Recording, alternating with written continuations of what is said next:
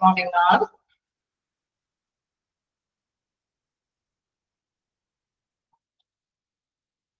Morning.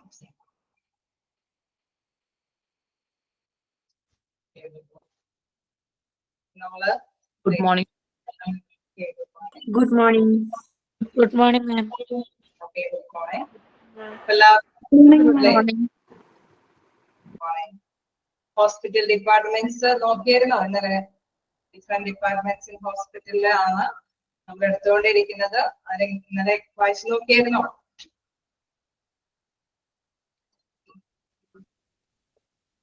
Yes, നോക്കി. എങ്ങനെ, എന്തെങ്കിലും ഡൗട്ടുകളുണ്ടോ? എന്തെങ്കിലും ഡൗട്ടുകളുണ്ടോ? എടുത്തോളത്തോളം വരെ എന്തെങ്കിലും ഡൗട്ടുകളുണ്ടോ? ഓക്കെ, ക്ലിയർ ആണ്. നമ്മൾ കണ്ടായിരുന്നു അല്ലെ, വ്യത്യസ്ത ഡിപ്പാർട്ട്മെന്റ്, ഹോസ്പിറ്റലിന്റെ മൊത്തത്തിലുള്ള ഡിപ്പാർട്ട്മെന്റിൽ മെയിൻ ആയിട്ട് തിരിച്ചിരിക്കുന്ന കാര്യങ്ങൾ കണ്ടോ? Medical department, supportive department, then administrative ഡിപ്പാർട്ട്മെന്റിനെ കുറിച്ചൊക്കെ, അതായത് ക്ലാസിഫിക്കേഷൻ നമ്മൾ കണ്ടു. ദെൻ നമുക്ക് ഇന്ന് എടുക്കാനുള്ളത് എന്താണ്? കണ്ടിന്യൂ ചെയ്യാലോ? ഓക്കെ. ഇന്ന് നമുക്ക് അറിയാം, ഇൻപേഷ്യന്റ് സർവീസ് നമ്മൾ എടുത്തു അല്ലെ. മെഡിക്കൽ ഡിപ്പാർട്ട്മെന്റിന്റെ രണ്ട് വിഭാഗങ്ങളാണ്, ഇൻപേഷ്യന്റ് സർവീസും ഔട്ട് പേഷ്യന്റ് സർവീസും.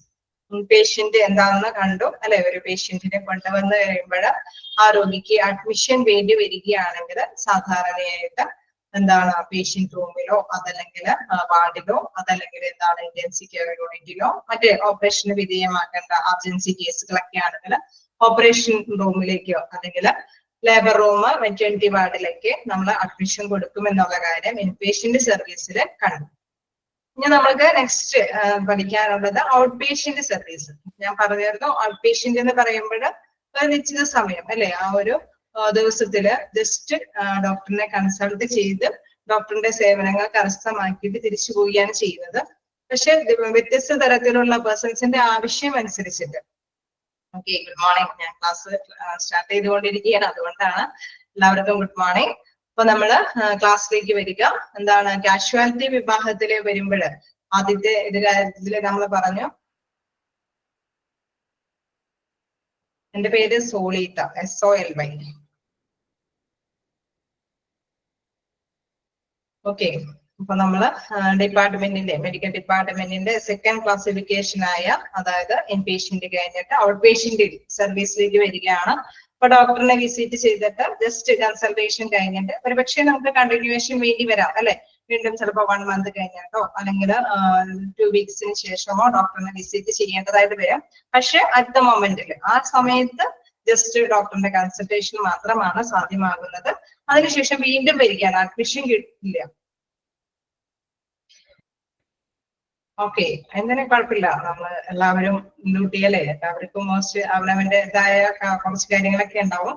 എന്തായാലും ക്ലാസ് റൂമിലെ ക്ലാസ് ഉണ്ടാവും. അപ്പൊ തീർച്ചയായിട്ടും കേൾക്കുക. ഫസ്റ്റ് ക്ലാസ്സിന്റെ കണ്ടിന്യൂവേഷൻ ആണ് മെഡിക്കൽ ഡിപ്പാർട്ട്മെന്റിന്റെ, അതിന്റെ ഒരു സെക്കൻഡ് ക്ലാസിഫിക്കേഷൻ ആണ്. ജസ്റ്റ് ഞാൻ പറഞ്ഞിരുന്നു, ഇന്നലെ കയറാത്തവര് ജസ്റ്റ് ഒന്ന് ശ്രദ്ധിക്കുക. എന്താണ് ഹോസ്പിറ്റൽ ഡിപ്പാർട്ട്മെന്റ്സ് എന്ന് പറയുമ്പോൾ അതിൽ 3 മെയിൻ ക്ലാസിഫിക്കേഷൻ ആണ് ഉള്ളത്. Medical department, supportive department, then administrative department.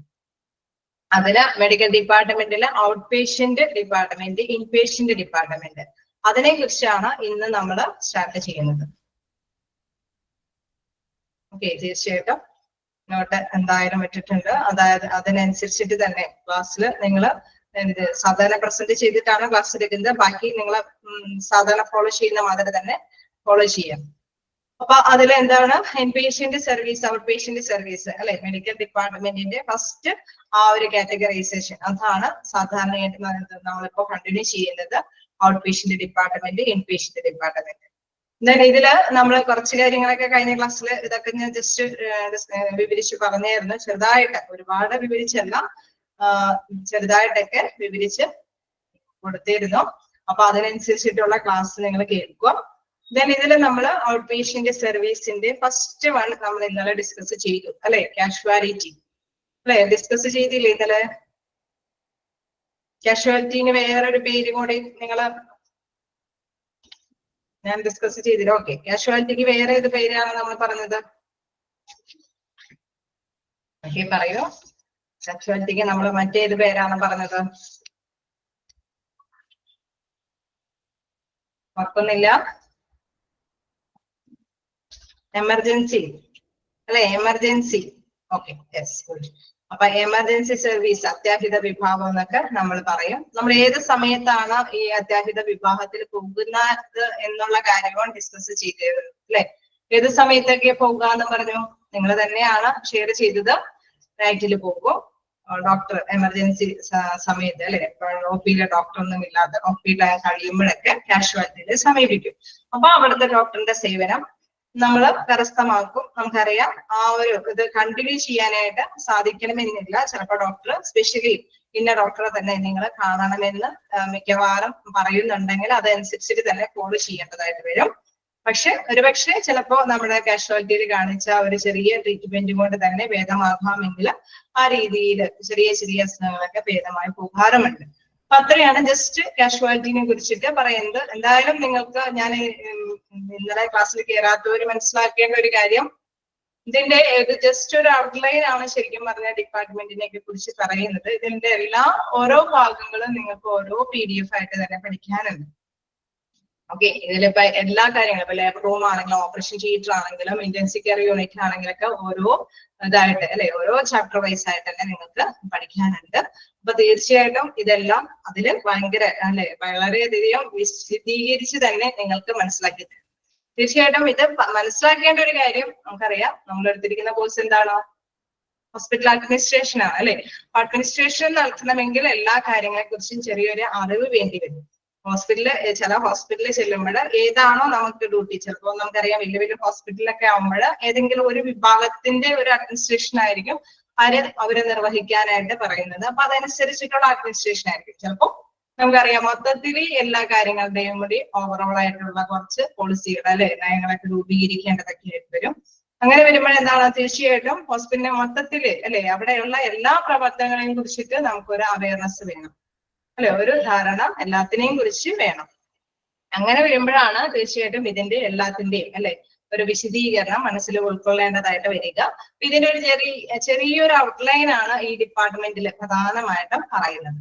അപ്പൊ ഓരോന്നും ഇപ്പൊ കാഷ്വാലിറ്റി ഒക്കെ ആണെങ്കിലും നിങ്ങൾക്കറിയാം വ്യത്യസ്തമായിട്ടുള്ള ചാപ്റ്ററിൽ ഓരോന്നും പഠിപ്പിക്കുന്നുണ്ട്. ഈ കാർഡിയോളജി വിഭാഗം ആണെങ്കിലും നിങ്ങൾക്ക് പഠിക്കാറുണ്ട്. ഇപ്പൊ ജസ്റ്റ് ഇതിന്റെ ഔട്ട്ലൈനിൽ തന്നെ നോട്ട്സ് സാധാരണയായിട്ട് ഇതിൽ അയച്ചു തരാറില്ല. നിങ്ങൾ തന്നെ ജസ്റ്റ് നോട്ട് ചെയ്തെടുക്കുക എന്നുള്ളതാണ്. ക്ലാസ് എടുക്കണതിന്റെ ഒപ്പം തന്നെ നോട്ട്സ് നിങ്ങൾ അല്ലെ ക്യാച്ച് ചെയ്തെടുക്കുക എന്നുള്ളതാണ്. ഞാൻ ഇടയ്ക്കിടയ്ക്ക് എന്താണ് നിർത്തിയൊക്കെ പറയാറുണ്ട്, നോട്ട് ചെയ്യാനായിട്ട് നിങ്ങൾ ശ്രദ്ധിക്കാറുണ്ട് അല്ലെ. നിങ്ങൾ നോട്ട് ചെയ്തിട്ടില്ലേ? ഓക്കെ, അപ്പൊ കാഷ്വാലിറ്റി എന്ന് പറയുമ്പോൾ മനസ്സിലാക്കി വെക്കുക, എന്താണ് കാഷ്വാലിറ്റി എന്ന് പറയുന്നത്? അടിയന്തര ഘട്ടങ്ങളിൽ ഹോസ്പിറ്റലിനെ സമീപിക്കാനായിട്ടുള്ള ഒരു ഡോക്ടറിന്റെ സേവനം കരസ്ഥമാക്കാനായിട്ടുള്ള ഒരു സൗകര്യമാണ് കാഷ്വാലിറ്റി. അതിന്റെ മറ്റൊരു പേരാണ് എമർജൻസി അല്ലെ. എമർജൻസി ഡിപ്പാർട്ട്മെന്റ് എന്നുള്ള രീതിയിൽ നമുക്ക് അതിനെ എടുക്കാവുന്നതാണ്. എന്താണ് കാർഡിയോളജി? കാർഡിയോളജി എന്ന് പറയുന്നത് എന്തിന്റെ വിഭാഗമായിരിക്കും? എന്തുമായി ബന്ധപ്പെട്ടതായിരിക്കും കാർഡിയോളജി? നിങ്ങൾ മറ്റു കാര്യങ്ങൾ ഡിസ്കസ് പിന്നെ ചെയ്യാം കേട്ടോ. ഞാൻ ക്ലാസ് ഒന്ന് റൺ ചെയ്ത് പോട്ടെ. കാർഡിയോളജി എന്ന് പറയുന്നത് ഹേർട്ടിന്റെ. Okay, good. കാർഡിയോളജി വിഭാഗം എന്ന് പറയുമ്പോൾ ഹേർട്ടുമായി ബന്ധപ്പെട്ട അല്ലെ, എല്ലാവർക്കും നമുക്കറിയാം ഹേർട്ടുമായിട്ട് എന്തെങ്കിലും ഡിസീസുകൾ, വേദനകളോ പെട്ടെന്ന് ഭയങ്കര നെഞ്ചുവേദനയോ അതുമായി ബന്ധപ്പെട്ട എന്തെങ്കിലും ഇഷ്യൂസ് ഒക്കെ വരികയാണെങ്കിൽ എത്രയും പെട്ടെന്ന് ഡോക്ടറെ കാണിക്കാനായിട്ട് നമ്മൾ പോകും. മിക്കവാറും സ്പെഷ്യലൈസ്ഡ് ഡോക്ടർമാരെ കാണണമെങ്കിൽ നമ്മൾ എന്താണ് കാർഡിയോളജി വിഭാഗത്തിലാണ് പ്രത്യേകമായിട്ട്. ഇപ്പൊ ഒരു ജനറൽ ആയിട്ടുള്ള ഒരു ഡോക്ടറിന്റെ സേവനം കരസ്ഥമാക്കിയിട്ട് വേണമെങ്കിൽ കാർഡിയോളജിനെ അദ്ദേഹം ചിലപ്പോൾ ഡിസൈഡ് ചെയ്യും നിങ്ങൾ കാർഡിയോളജിസ്റ്റിനെ കാണിക്കണമെന്ന് അല്ലെ. അവര് ജസ്റ്റ് എന്താണ് അവിടേക്കുള്ള ജസ്റ്റ് സിംറ്റംസ് അല്ലെ ആ ജനറൽ ആയിട്ടുള്ള ഡോക്ടർക്ക് ആ ഫിസിഷ്യനൊക്കെ മനസ്സിലാക്കിയെടുക്കാൻ സാധ്യതയുണ്ട്. ഇത് ഒരു കാർഡിയോളജിസ്റ്റിനെ ഹൃദയവുമായി ബന്ധപ്പെട്ട ഒരു മാറ്റർ ആണ്. അപ്പൊ തീർച്ചയായിട്ടും ഒരു സ്പെഷ്യലിസ്റ്റിനെ കാണേണ്ടതുണ്ട് എങ്കിൽ അവരത് നിർദ്ദേശിക്കും. അങ്ങനെ വരുമ്പോൾ കാർഡിയോളജി വിഭാഗത്തിലെ ഡോക്ടറിന്റെ സേവനം നമ്മൾ കരസ്ഥമാക്കേണ്ടതുണ്ട്. ഓക്കെ, അറ്റാക്ക് ആന്റിയോഗ്രാം അതൊക്കെ ചെയ്യാൻ വേണ്ടിയിട്ടൊക്കെ വരുമ്പോൾ നമുക്ക് സാധാരണയായിട്ട് ഈ റിസൾട്ട് ഒക്കെ കിട്ടിയിട്ടായിരിക്കും ആ ഡോക്ടേഴ്സ് അതിന്റെ മെഡിസിൻസും കാര്യങ്ങളൊക്കെ തീരുമാനിക്കുന്നത് അല്ലെ. ECG എടുക്കാൻ പറയും, എക്കോ ടെസ്റ്റിന് വിധേയമാക്കാൻ പറയും. അത്തരം കാര്യങ്ങളൊക്കെ ഹേർട്ടുമായി ബന്ധപ്പെട്ട കാര്യങ്ങളാണ് കാർഡിയോളജി വിഭാഗത്തിലാണ് പെടുന്നത്. നിങ്ങൾക്ക് ജസ്റ്റ് ഇതിലും അല്ലെ ചെറുതായിട്ടൊക്കെ പഠിക്കാനായിട്ട് ഇവിടെ പറഞ്ഞിട്ടുണ്ട്. ചെറുതായിട്ടേ ഉള്ളൂട്ടോ. നിങ്ങൾക്ക് ഞാൻ പറഞ്ഞു ഓരോ ഇതും ഓരോ അല്ലെ വലിയൊരു ചാപ്റ്റേഴ്സ് ആയിട്ട് തന്നെ നമുക്ക് മനസ്സിലാക്കി എടുക്കേണ്ടതുണ്ട്. അപ്പൊ ജസ്റ്റ് ഇതിലേക്കുള്ള ഒരു അല്ലെ ഒരു ചെറിയ ഉള്ളടക്കം മനസ്സിലാക്കി എടുക്കും. ഇനി മറ്റൊരു വിഭാഗമാണ് ഡെർമറ്റോളജി. എന്താണ് ഡെർമറ്റോളജി വിഭാഗം? Okay, skin. അപ്പൊ നമുക്കറിയാം സ്കിൻ എന്ന് പറയുമ്പോൾ എന്താണ്, അതിൽ സ്കിൻ മാത്രമാണ് പെടുന്നത്. ഓക്കെ, ഒറ്റയടിക്ക് സ്കിൻ ഡോക്ടർ എന്ന് പറയുമ്പോൾ ഡെർമറ്റോളജിസ്റ്റ് അല്ലെ. അപ്പൊ അങ്ങനെയാണ് നമ്മൾ മനസ്സിലാക്കുന്നത്. സ്കിൻ മാത്രമാണോ ഉദ്ദേശിക്കുന്നത്? സ്കിൻ മാത്രമല്ല, അതില് നെയില്, ഹെയർ, സ്കിന്ന്, അതേമാതിരി തന്നെ കോസ്മെറ്റോളജി. ഇപ്പൊ നമുക്കറിയാം സൗന്ദര്യ അല്ലെ വർദ്ധകമായിട്ടുള്ള കാര്യങ്ങൾക്കൊക്കെ പ്രാധാന്യം കൊടുക്കുന്ന ഒരു കാര്യമാണ്. അപ്പൊ അങ്ങനെയൊക്കെ വരുമ്പോ ഇതിന്റെ ഒരു വിഭാഗീകരണമാണ് ഡെർമറ്റോളജി. അതിന്റെ വിഭാഗീകരണമാണ് ഓക്കെ കോസ്മെറ്റോളജി ഒക്കെ. അപ്പൊ ഡെർമറ്റോളജി എന്ന് പറയുമ്പോൾ സ്കിന്ന്, നെയില്, ഹെയർ അങ്ങനെയുള്ള കാര്യങ്ങൾ, അതോടൊപ്പം തന്നെ സൗന്ദര്യവൽകൃതമായിട്ടുള്ള കാര്യങ്ങളൊക്കെ ഇതിൽ ഉൾപ്പെടും. ഓക്കെ, നിങ്ങൾ അത് നോട്ട് ചെയ്ത് വെക്കുക. ഡെർമറ്റോളജി എന്ന് പറയുന്നത് സ്കിൻ മാത്രമല്ല ഉദ്ദേശിക്കുന്നത്, അവിടെ നെയിൽ. ഓക്കെ, അലർജി ട്രീറ്റ്മെന്റ് നമുക്കറിയാം സ്കിന്നുമായി ബന്ധപ്പെട്ട അല്ലെങ്കിൽ അല്ലെ താരൻ വരിക അങ്ങനെ ഇങ്ങനെ നമുക്കിപ്പോ ചെറിയ ചെറിയ ഇഷ്യൂസ് വന്നാലും തീർച്ചയായിട്ടും ഡോക്ടേഴ്സിനെ വിസിറ്റ് ചെയ്യും. ഓക്കെ ഓക്കെ ഓക്കെ, ഇതെല്ലാം വരുമ്പോഴും സാധാരണയായിട്ടും ഡെർമറ്റോളജിസ്റ്റിനെ കാണാനായിട്ട് ശ്രമിക്കുമെന്നുള്ളതാണ്. നമുക്ക് അറിയാം ഇപ്പോഴത്തെ ഒരു കാലഘട്ടത്തിനെ അനുസരിച്ചിട്ട് എന്താണ് ആരോഗ്യത്തിന്റെ കാര്യത്തിന് ഭയങ്കര ശ്രദ്ധ കേന്ദ്രീകരിക്കുന്നതാണ് അല്ലെ. പഴയ കാലഘട്ടത്തിനെ അപേക്ഷിച്ച് എല്ലാ കാര്യത്തിനും, അതിപ്പോ നെയിലിന്റെ കാര്യമാണെങ്കിലും സ്കിന്നിന്റെ കാര്യമാണെങ്കിലും ഹെയറിന്റെ കാര്യമാണെങ്കിലും ഹേർട്ടിന്റെ കാര്യമാണെങ്കിലും എന്തിനെ കുറിച്ചിട്ടാണെങ്കിലും നല്ല ഒരു പ്രോബ്ലം സംഭവിച്ചു കഴിഞ്ഞാൽ തീർച്ചയായിട്ടും അതിന് ചികിത്സ ഈ കാലഘട്ടത്തിലുണ്ട്. അതുമായി ബന്ധപ്പെട്ട് ചികിത്സ നടത്തിയിട്ട് ആ രോഗം പൂർണ്ണമായിട്ട് ഭേദമാക്കാനായിട്ട് എല്ലാവരും തന്നെ ശ്രമിക്കുമെന്നുള്ളതാണ്. അതുകൊണ്ട് തന്നെയാണ് ഈ ഹോസ്പിറ്റൽ അഡ്മിനിസ്ട്രേഷൻ ഒരു ഭയങ്കര ഒരു പ്രൊഫഷണൽ അല്ലെ, ഒരു നല്ലൊരു ഓക്കെ. അത് ENT അല്ലേ എന്ന് ചോദിക്കുന്നുണ്ട്. ENT എന്ന് പറയുന്നത് നെക്സ്റ്റ് നമ്മൾ ഇതിലേക്ക് വരുന്നുണ്ട്, ear, nose and throat. Okay, ENT എന്ന് പറയുന്നത് നെക്സ്റ്റ് ഇതാണ്. ഡെർമറ്റോളജി എന്ന് പറയുമ്പോൾ ബേസ്ഡ് എന്താണ് സാധാരണയായിട്ട് ബേസിക്കലി നമുക്കറിയാം എന്താണ് സ്കിന്ന്, നെയില്, ഹെയർ, അതേമാതിരി തന്നെ സൗന്ദര്യവർദ്ധകമായിട്ടുള്ള അല്ലെങ്കിൽ അലർജറ്റിക് ആയിട്ടുള്ള കാര്യങ്ങളൊക്കെ. ഇനി ENT എന്ന് പറയുമ്പോൾ സ്പെഷ്യലിസ്റ്റ് എന്താണ് സാധാരണയായിട്ട് നേരത്തെ പറഞ്ഞ ഇയർ, നോസ് ആൻഡ് ത്രോട്ട് അല്ലെ, തൊണ്ട, അതേമാതിരി തന്നെ മൂക്ക്, ഇയർ എന്ന് പറയുമ്പോൾ ചെവി അല്ലെ. ഇത്തരത്തിലുള്ള സംഭവങ്ങൾക്ക് എന്തെങ്കിലും അസുഖങ്ങൾ വരികയാണെങ്കിൽ തീർച്ചയായിട്ടും നമ്മൾ ഏത് ഡോക്ടറെ കാണാനായിട്ട് പോവുക? അതിനൊറ്റയ്ക്ക് ഒരു പേരായിട്ടാണല്ലോ നമ്മൾ പറയാറ് അല്ലെ. ഇയർ, നോസ് ആൻഡ് ത്രോട്ട് എന്ന് പറഞ്ഞുകൊണ്ടല്ല ENT ഡോക്ടർ അല്ലെ, ENT സ്പെഷ്യലിസ്റ്റ് എന്നാണ് നമ്മൾ പറയാറ്. ഓക്കെ, അപ്പൊ നേരത്തെ എനിക്ക് തോന്നുന്നു മോണരോഗങ്ങളെ കുറിച്ചിട്ട് ഇതിലാണോ പോണേ എന്നുള്ളത് ഡെർമറ്റോളജിയിൽ ഒരു ചെറിയൊരു ഡൗട്ട് ഉണ്ടായിരുന്നു തോന്നുന്നു. അത് മിക്കവാറും എന്തിലാണ് പോവാ? നമ്മള് ഇയർ, നോസ്, ത്രോട്ട് എന്ന് പറയുമ്പോൾ അതെല്ലാം മൗത്ത് ഇതിൽ പെടുന്നത് കൊണ്ട് തന്നെ അവരെ നമുക്ക് സമീപിക്കാം. നമുക്കറിയാം ചില അസുഖങ്ങള് ചിലപ്പോ ചില സിംറ്റംസ് അല്ലെ, ചിലപ്പോ ഒക്കെ നമ്മൾ ഡയഗ്നോസ് ചെയ്ത് കഴിയുമ്പോൾ അറിയാൻ പറ്റും. ചിലപ്പോ ഒരു പക്ഷെ ഓൺകോളജി വിഭാഗത്തിൽ കാണിക്കേണ്ടതൊക്കെ ആയിട്ട് വരും. അത് ഒരു പക്ഷെ ഉണ്ടാവാം. ഓക്കെ, ഡെന്റൽ ആയിട്ട് എന്തെങ്കിലും കാര്യങ്ങൾ വരുമ്പോൾ, മോണഭാഗത്തിന് എന്തെങ്കിലും കാര്യങ്ങൾ കാണുമ്പോൾ നമ്മൾ എന്താണ് ഡെർമറ്റോളജിസ്റ്റിനെ കാണിക്കേണ്ടതായിട്ട് വരും.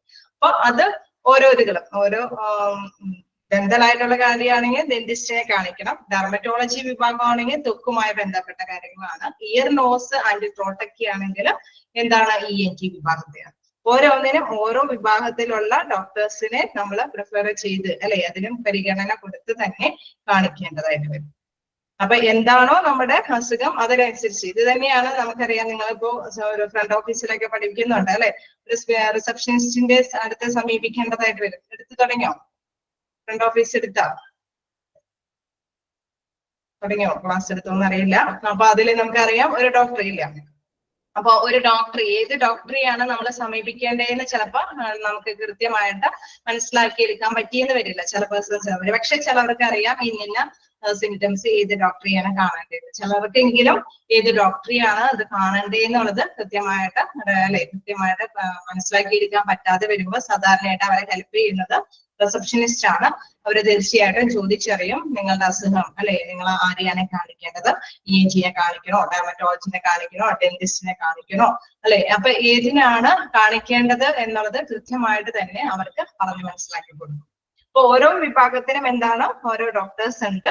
നമുക്കറിയാം ഏത് ഭാഗമാണെങ്കിലും ഇപ്പൊ ഡെർമറ്റോളജി വിഭാഗത്തിന് കണ്ടിട്ട് അല്ലെ, ചിലപ്പോൾ നമുക്കറിയാം ചിലപ്പോൾ സ്ഥിരീകരണങ്ങളൊക്കെ വന്നു കഴിയുമ്പോൾ ചിലപ്പോൾ മനസ്സിലാവും, ചിലപ്പോൾ ഒരു ഓൺകോളജി ഡോക്ടറിനെ കാണിക്കേണ്ടതായിട്ട് വരും എന്നൊക്കെ കാണും അല്ലെ. അതെന്താണ് ഓൺകോളജി വിഭാഗം എന്ന് പറയുന്നത്?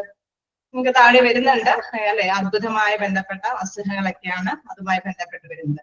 അപ്പോ ഡോക്ടറെ ഏത് ഡോക്ടറെ ആണെങ്കിലും ഓക്കെ ക്യാൻസറുമായി ബന്ധപ്പെട്ട അസുഖങ്ങളാണ്. അപ്പൊ അതൊക്കെ എന്താണ് ഓരോ ഡോക്ടറിനെയും നമ്മൾ സാധാരണയായിട്ട് നമ്മുടെ അസുഖത്തിനനുസരിച്ചിട്ട് അതിന്റെ സ്പെഷ്യലിസ്റ്റിനെ നമ്മൾ കാണിക്കേണ്ടതായിട്ട് വരും. തീർച്ചയായിട്ടും അതിനനുസരിച്ചിട്ട് ഡയഗ്നോസും അല്ലെ അതിന്റെ രോഗനിർണയമൊക്കെ നടത്തിയതിനു ശേഷമാണ് പിന്നെ വേറെ ഏതെങ്കിലും സ്പെഷ്യലൈസ് ആയിട്ടുള്ള ഡോക്ടറിന്റെ വിഭാഗത്തിനെ കാണിക്കേണ്ടതുണ്ടെങ്കിൽ ആ രീതിയിൽ കാണിച്ചു കൊണ്ടുപോകുന്നു. ഓക്കെ, അപ്പൊ നമ്മൾ കണ്ടത് ഏതൊക്കെയാണ്? കാഷ്വാലിറ്റി കണ്ടു, എന്താണ് കാർഡിയോളജി കണ്ടു, ഡെർമറ്റോളജി കണ്ടു, ENT അല്ലെ. ENT നമ്മൾ കണ്ടായിരുന്നു അല്ലെ, ഇയറും നോസുമായിട്ടുള്ള കാര്യങ്ങളൊക്കെയാണ് അതിൽ പ്രധാനമായിട്ട് വരുന്നത്.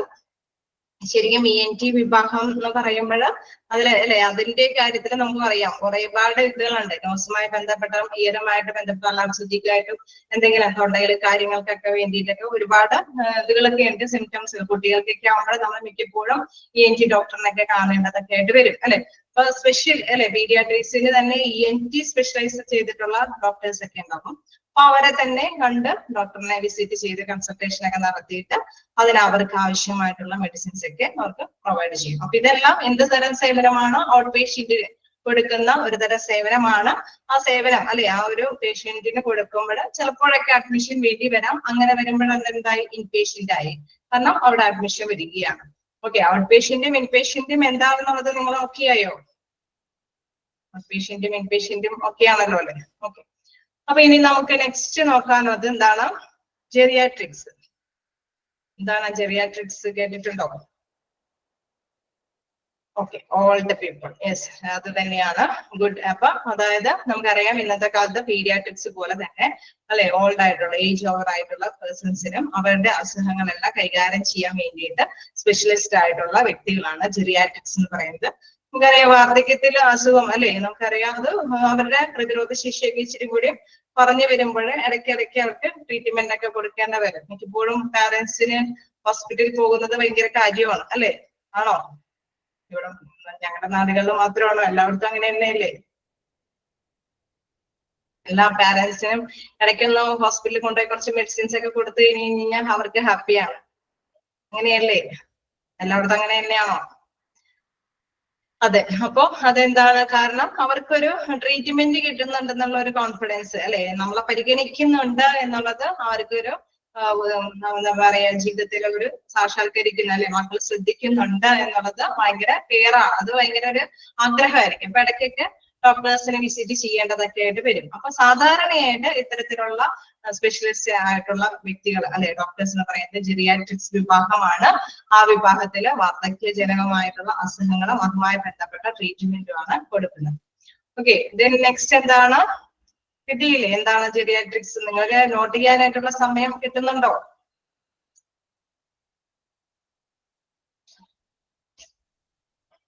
Okay, yes yes. ഓക്കെ, അപ്പൊ നമുക്ക് നെക്സ്റ്റ് നോക്കാം. എന്താണ് നെക്സ്റ്റ്? എന്താണ്? Gastro enterology. ഓക്കെ, കിട്ടുന്നുണ്ട്. നിങ്ങളത് തന്നെ നോട്ട് ചെയ്ത് പോവുക. ഗാസ്ട്രോ എൻട്രോളജി എന്ന് പറയുന്നത് എന്താണ്? സാധാരണയായിട്ട് എന്താണ് ഉദ്ദേശിക്കുന്നത്? Okay, gas, liver, stomach, okay, digestive system. Okay, നമുക്കറിയാം ഡൈജസ്റ്റീവ് സിസ്റ്റം എന്ന് പറയുമ്പോൾ എന്താണ്? ദഹനേന്ദ്രിയ പ്രവർത്തനങ്ങൾ അല്ലെ. ഒരു ഭക്ഷണം കഴിച്ചു കഴിഞ്ഞാല് അതിന്റെ ഫംഗ്ഷൻ അത് നന്നായി തന്നെ കൈകാര്യം ചെയ്തില്ലെങ്കിൽ പല വിധത്തിലുള്ള അസുഖങ്ങളുണ്ടാവും അല്ലെ. ഭക്ഷണം ഉള്ളിൽ ചെന്ന് അത് ആവശ്യമായിട്ടുള്ള അല്ലെ ഗുണപരമായിട്ടുള്ള വസ്തുക്കളെല്ലാം പ്രോട്ടീൻസ് എല്ലാം അത് ശരീരത്തിലേക്ക് ആവഹിച്ച് വീണ്ടും വിസർജ്യമായിട്ട് പുറന്തള്ളി കഴിഞ്ഞാൽ മാത്രമാണ് അവിടെ ആ ഒരു ഫംഗ്ഷൻ നന്നായിട്ട് തന്നെ നടക്കുകയുള്ളൂ അല്ലെ. അവിടെ അല്ലെ ചെറിയ അല്ലെ കുടലുകളൊക്കെ ഉണ്ട്, വയറിന് എന്തെങ്കിലും പ്രശ്നങ്ങളുണ്ട്, ഇൻഡസ്ട്രിയലുമായിട്ടുള്ള എന്തെങ്കിലും പ്രോബ്ലംസ് അല്ലെ അതൊക്കെ വരാനായിട്ടുള്ള സാധ്യതയുണ്ട്. അപ്പൊ വായ തുടങ്ങി മലദ്വാരം വരെയുള്ള ദഹനേന്ദ്രിയ പ്രവർത്തനങ്ങളിൽ എന്തെങ്കിലും പ്രോബ്ലംസ് അതൊക്കെ ഉണ്ട് എങ്കിൽ നമ്മൾ ഏത് ഡോക്ടറെ കാണിക്കുന്നത്, ഏത് വിഭാഗത്തെ കാണിക്കുന്നത്? ഗ്യാസ്ട്രോ എൻട്രോളജി അല്ലെ, ഗ്യാസ്ട്രോ എൻട്രോളജി വിഭാഗത്തെയാണ്, ആ വിഭാഗത്തിലാണ് കാണിക്കേണ്ടത്. ദഹനേന്ദ്രിയ പ്രവർത്തനങ്ങൾ, ഭക്ഷണം കഴിച്ചിട്ട് ഗ്യാസ് വരിക, അല്ലെങ്കിൽ എന്താണ് ഭയങ്കര വിശപ്പ് കൂടുക, അല്ലെങ്കിൽ വിശപ്പില്ലായ്മ, അങ്ങനെ വ്യത്യസ്ത തരത്തിലുള്ള രോഗങ്ങള് ചില വ്യക്തികൾക്ക് ഉണ്ടാവാം. ഇതുമായി ബന്ധപ്പെട്ട ഒരു വിഭാഗമാണ് ഗ്യാസ്ട്രോ എൻട്രോളജി എന്ന് പറയുന്നത്. ഓക്കെ, ക്ലിയർ അല്ലേ? ഇനി ജനറൽ സർജറി. ജനറൽ സർജറി എന്ത് വിഭാഗമാണ്? സാധാരണയായിട്ട് ഏത് തരത്തിലുള്ള അല്ലെ ജനറൽ ആയിട്ടുള്ള സർജറികൾക്ക്, ഓക്കെ, എന്തെങ്കിലും ഓപ്പറേഷൻ കാര്യങ്ങൾക്കൊക്കെ surgery on the abdomen, breast, head, അതിലേക്ക് എല്ലാവരും നന്ന വ്യക്തമായിട്ട് തന്നെ ഇവിടെ നോട്ട് ചെയ്ത് പോകുന്നുണ്ട്. അപ്പൊ എഴുതിയെടുക്കാൻ പറ്റുന്നവർക്കൊക്കെ ക്യാച്ച് ചെയ്ത് എഴുതിയെടുക്കുക. ഞാനിങ്ങനെ ജസ്റ്റ് ഒന്നും പറയുന്നില്ല, പറഞ്ഞു പോകുന്നുണ്ടെങ്കിലും നിങ്ങൾക്ക് അറിയാം നമുക്ക് നോട്ട്സ് ഒന്നും എഴുതി തരാൻ പറ്റില്ല അല്ലെ. അപ്പൊ തീർച്ചയായിട്ടും ഇങ്ങനെ തരുന്ന, നിങ്ങൾ തന്നെ ചെയ്തു തരുന്ന ഈ കാര്യങ്ങൾ മറ്റുള്ളവർക്കും കൂടി ഉപകാരമാണ്. അപ്പൊ തീർച്ചയായിട്ടും ഇങ്ങനെയൊക്കെ ഹെൽപ്പ് ചെയ്യാൻ മറ്റുള്ളവർക്ക് അപ്പൊ അത് നോട്ട് ചെയ്യാനായിട്ട് എളുപ്പമായിരിക്കും.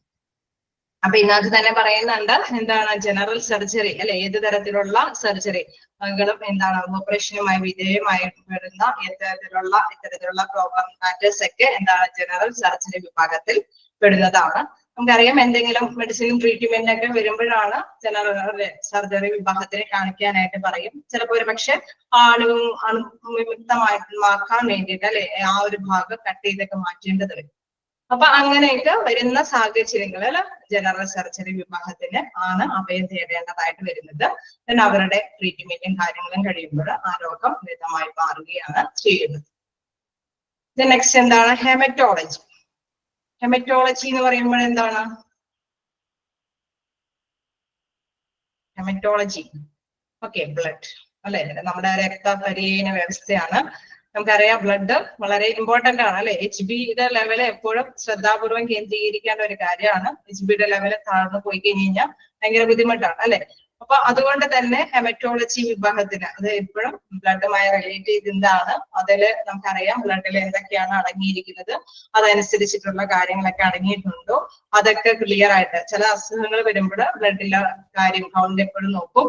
അയണിന്റെ കണ്ടന്റ് എന്തോരം ഉണ്ട്, മറ്റേ അല്ലേ ഇപ്പൊ നമ്മുടെ കൂടുതലായിട്ടുള്ള എന്തെങ്കിലും കാര്യങ്ങളൊക്കെ ഉണ്ടോ, വൈറ്റ് വെസൽസ് ഉണ്ടോ, മറ്റേ അങ്ങനെ എന്തെങ്കിലും സെല്ലുകളൊക്കെ ഉണ്ടോ, എന്തെങ്കിലും കുറവുകൾ ഉണ്ടോ എന്നൊക്കെ കൃത്യമായിട്ട് study of blood and blood disorders ഇതിനകത്ത് കൃത്യമായിട്ട് പറയുന്നുണ്ട്. ബ്ലഡ് ഫോമിങ് ഓർഗൻസ്, അതായത് നമുക്കറിയാം ഈ സെല്ലുകൾ അത് കൃത്യമായിട്ട് തന്നെ ഈ ഇത്തരത്തിലുള്ള ബ്ലഡ് വെക്കാൻ വേണ്ടിയിട്ടുള്ള മെഡിസിൻസ് ഒക്കെ ഡോക്ടേഴ്സ് പ്രൊവൈഡ് ചെയ്യും. കാരണം അതില്ലാത്തവരാണ് എങ്കിൽ, അങ്ങനെയുള്ള അയേൺസ് ഒക്കെ ഡെഫിസിറ്റി ഉണ്ടെങ്കിൽ തീർച്ചയായിട്ടും അതിനുള്ള മാർഗനിർദ്ദേശങ്ങൾ ഡോക്ടർ പറയും. പിന്നെ ഭക്ഷണത്തിൽ ചില നമ്മൾ നേരത്തെ പറഞ്ഞ ഡയറ്റീഷ്യൻ അല്ലെ, ഡയറ്ററി സിസ്റ്റത്തിലും കറക്റ്റ് ആയിട്ട് പറഞ്ഞു തരും. നിങ്ങൾ ഇന്ന ഭക്ഷണ കാര്യങ്ങളൊക്കെ ഉൾപ്പെടുത്തണം, എങ്കിൽ മാത്രമാണ് HB ഒക്കെ വർദ്ധിക്കുകയുള്ളൂ. അങ്ങനെ വന്നാലാണ് ഈ അസുഖങ്ങൾക്കെല്ലാം അല്ലെ ഒരു കൺട്രോളിങ് കിട്ടുകയുള്ളൂ.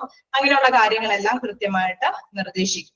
അപ്പൊ നമ്മൾക്കറിയാം എന്താണ് ഹെമറ്റോളജി വിഭാഗം എന്ന് പറയുന്നത് എന്താണ് ബ്ലഡുമായി റിലേറ്റ് ചെയ്തിരിക്കുന്ന കാര്യങ്ങളാണ്. ഓക്കെ, ഹെമറ്റോളജി എന്ന് പറയുന്നത് ബ്ലഡുമായി ബന്ധപ്പെട്ട കാര്യങ്ങളാണ്. ഓക്കെ, എന്താണ് ഒബ്സ്റ്റെറിക്സ്. ഒബ്സ്റ്റെറിക്സ് എന്ന് പറയുന്നത് എന്താണ്, ഏത് വിഭാഗമാണ്? Okay, delivery, pregnancy, child birth, postmortem period, അത്രയും കാര്യങ്ങളാണ് ശരിക്കും പറയുന്നത്. Pregnancy, child birth, postmortem period. അതായത് നമുക്കറിയാം കുട്ടിയുടെ ഒരു വുമണ് പ്രസവിച്ച് കുട്ടി അതിനുശേഷമുള്ള സമയം അല്ലെ. നമുക്കറിയാം കുറച്ച് മാസം റെസ്റ്റും കാര്യങ്ങളൊക്കെ ഉണ്ട് അല്ലെ. നോർമൽ ഡെലിവറി ആണെങ്കിലും എന്താണ് സിസേറിയൻ ആണെങ്കിലും ഇപ്പൊക്കെ പേപ്പറിലൊക്കെ പല പല ന്യൂസും കേൾക്കുമ്പോ എന്താ പറയാ ഭയങ്കര പേടിപ്പെടുത്തുന്ന കാര്യങ്ങളൊക്കെയാണ് കേൾക്കുക. പക്ഷെ സാധാരണയായിട്ട് അതിനൊരു ട്രീറ്റ്മെന്റും കാര്യങ്ങളും സമയക്രമമൊക്കെ ഉണ്ട്. സാധാരണയായിട്ട് ഇത്തരത്തിലുള്ള വിഭാഗം ഗൈനിക് വിഭാഗം എന്ന് പറയുന്ന മറ്റൊരു പേര് തന്നെ, ആ ഡിപ്പാർട്ട്മെന്റിന്റെ പേര് തന്നെയാണ് എന്ത്, ഒബ്സ്റ്റെറിക്സ് എന്ന് പറയുന്നത്. ഓക്കെ, ഇപ്പൊ നോട്ട് ചെയ്യാൻ പറ്റിയില്ലേ ഇത്രയും കാര്യങ്ങള്? Casualty, cardiology, dermatology, ear, nose and throat, geriatrics, then gastroenterology, then general surgery, hematology, obstetrics. Then next എന്താണ് പീഡിയാട്രിക്സ്. പീഡിയാട്രിക്സ് എന്താണ്? കുട്ടികളുടെ അല്ലെ. നമുക്കറിയാം ഒരു ആ ഒരു ഏജ് വരെ ചൈൽഡ് ആയിട്ടിരിക്കുമ്പോൾ നമുക്കറിയാം ഒരു മിനിമം ഏജ് അല്ലെ, ഒരു 14 15 ബിലോ ആയിട്ടുള്ള കുട്ടികളെ എല്ലാം ചൈൽഡ് മിക്കവാറും ആ ഡോക്ടർ പീഡിയാട്രീഷ്യനെയാണ് കാണിക്കുക. അപ്പൊ എന്താണ് പീഡിയാട്രീഷ്യൻസ് അതിനനുസരിച്ചിട്ടുള്ള മെഡിസിൻസ് ഒക്കെ കൊടുക്കും. കാരണം ഇവർക്ക് എന്താണ് സ്പെഷ്യലി കൊടുക്കണമെന്ന് പറയുന്നത്, അവർക്ക് അല്ലെ ഇത്തിരി കൂടി പ്രതിരോധ ശേഷി കിട്ടേണ്ട കുട്ടികളാണ്. തീർച്ചയായിട്ടും വളരെ കുറഞ്ഞ പ്രായത്തിൽ തന്നെ പ്രതിരോധ ശേഷി നേടിയെടുക്കണം അല്ലെ. അതിനനുസരിച്ചിട്ട് ഒരുപാട് ഹൈ ഡോസിലുള്ള മെഡിസിൻസ് ഒക്കെ പ്രൊവൈഡ് ചെയ്ത് കഴിഞ്ഞാൽ കുട്ടികൾക്ക് വീണ്ടും എന്താണ് വലുതാവുമ്പോൾ അതിനുള്ള ഇമ്മ്യൂണിറ്റി പവർ അവർക്ക് ഉണ്ടാവില്ല. അപ്പൊ അതുകൊണ്ട് തന്നെ ഇമ്മ്യൂണിറ്റി നേടാൻ വേണ്ടിയിട്ട് സ്പെഷ്യൽ ആയിട്ടുള്ള ഒരു ഡോക്ടർ, അതായത് അതുമായി ബന്ധപ്പെട്ട കാര്യങ്ങളെല്ലാം കൃത്യമായിട്ട് കൈകാര്യം ചെയ്യുന്ന ഡോക്ടേഴ്സ് ആണ് പീഡിയാട്രിക്സ്. ദെൻ അവരെ തന്നെ പ്രധാനമായിട്ടും കുട്ടികളുടെ ഡോക്ടറെ കാണിക്കുക എന്നുള്ളതാണ്. Then neurology. എന്താണ് ന്യൂറോളജി എന്ന് പറയുന്നത്? Nerve system. ഓക്കെ, നെർവ് നമുക്കറിയാം അല്ലെ, നാഡീവ്യൂഹ വ്യവസ്ഥ എന്ന് പറയുമ്പോൾ ശരിക്കും അത് നമുക്കറിയാം ഞരമ്പുകൾക്ക് എന്തെങ്കിലും ഒരു ഡാമേജ് സംഭവിച്ചു കഴിഞ്ഞു കഴിഞ്ഞാൽ ഭയങ്കര പ്രോബ്ലംസ് ആണ് അല്ലെ. അത് എത്രത്തോളം നല്ല കെയർഫുൾ ആയിട്ട് കൈകാര്യം ചെയ്യേണ്ടതായിട്ട് വരും. പാരന്റ്സ് ഒക്കെ ആവുമ്പോൾ ന്യൂറോളജി വിഭാഗത്തിന് മിക്കവാറും ഒരു ഏജ് കഴിയുമ്പോൾ ന്യൂറോളജി വിഭാഗത്തിൽ കാണിക്കേണ്ടതായിട്ട് വരും. കാരണം അവരെ എല്ലാവർക്കും അല്ല ഞാൻ ഉദ്ദേശിച്ചത്, ന്യൂറോളജി അവര് അല്ലെ ആ ഒരു വിഭാഗത്തിന് നെർവുമായി ബന്ധപ്പെട്ട സ്ട്രോക്കും കാര്യങ്ങളൊക്കെ വരുമ്പോൾ തീർച്ചയായിട്ടും ന്യൂറോളജി വിഭാഗത്തില് കാണിച്ച് ട്രീറ്റ്മെന്റ് ഒക്കെ കൊടുക്കേണ്ടതായിട്ട് വരും.